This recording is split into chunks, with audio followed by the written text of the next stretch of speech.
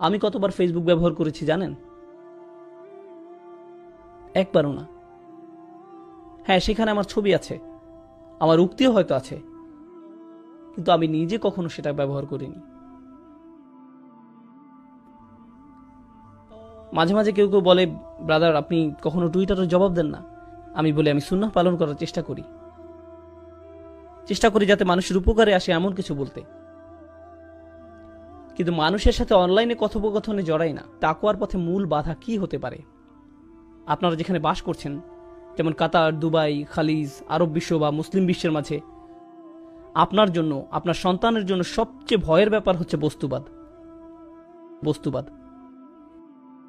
আপনি আর আপনার সন্তান গাড়ি বলতে অজ্ঞান, ব্র্যান্ডের কাপড়, ব্র্যান্ডের ফোন, ইলেকট্রনিক পণ্য, নতুন মুভি, নতুন নামানো গান,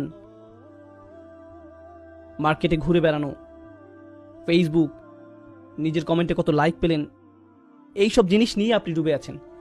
আপনার পুরো জীবনের অর্থই এগুলো, আর কিছু নয়। আর এটাই দুঃখজনক, কারণ আল্লাহ সাক্ষী, এই উম্মার তরুণরা হচ্ছে সবচেয়ে সম্ভাবনাময়। যখন এই উম্মার তরুণরা কোরআনকে অন্তরে ধারণ করবে, তারা দুনিয়া পাল্টে দিতে পারবে। সত্যি দুনিয়াটা তখন অসম্ভব সুন্দর একটা জায়গা হবে, যদি শুধু এই উম্মার তরুণরা জাগতে পারে।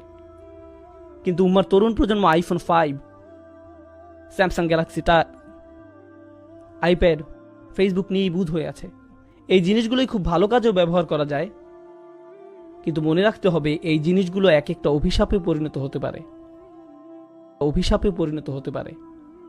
তলোয়ার শত্রুর দিকে তাক করে রাখলে সেটা ভালো, কিন্তু নিজের দিকে তাক করে রাখা খারাপ। এটা একদম সত্যি। এই জিনিসগুলো খুবই ভালো জিনিস, খুবই ভালো জিনিস। তাই আমাদের নিজেদেরকে আগে এসব থেকে বের হয়ে আসতে হবে। বিশেষত রমজানের সময় আমাদের যত সম্ভব এসব গ্যাজেট থেকে দূরে থাকতে হবে। আপনার ফোনের গেমস অ্যাপসগুলো মুছে ফেলুন। মুছে ফেলুন। রমজানের সেগুলোর মোবাইল থেকে সরিয়ে ফেলুন। আপনি হয়তো বলবেন ঠিক আছে, আমি পরে আবার ডাউনলোড করব। তাও করুন। বোনেরা, এখনই ফেসবুক থেকে বের হন। আমি দেখছি না, কিন্তু যাই হোক, বের হন ফেসবুক থেকে। আপনাদের ডিভাইস থেকে নিজেকে দূরে রাখুন। এটা আপনাকে করতেই হবে। বস্তুবাদ আমাদেরকে ধ্বংস করে ফেলেছে, আর আমি বলছি যে এর থেকে পরিত্রাণ পাওয়ার সহজ উপায় হলো আল্লাহর কালামটা বোঝা। একদম নিজের মাঝে আল্লাহর কালামকে বোঝা। আপনি যতই নিজের সাথে আল্লাহর কালাম বোঝা শুরু করবেন, আপনি ততই আর বস্তুবাদে আগ্রহী থাকবেন না। তা দিয়ে তখন আর আপনার আত্মার ক্ষুধা মিটবে না।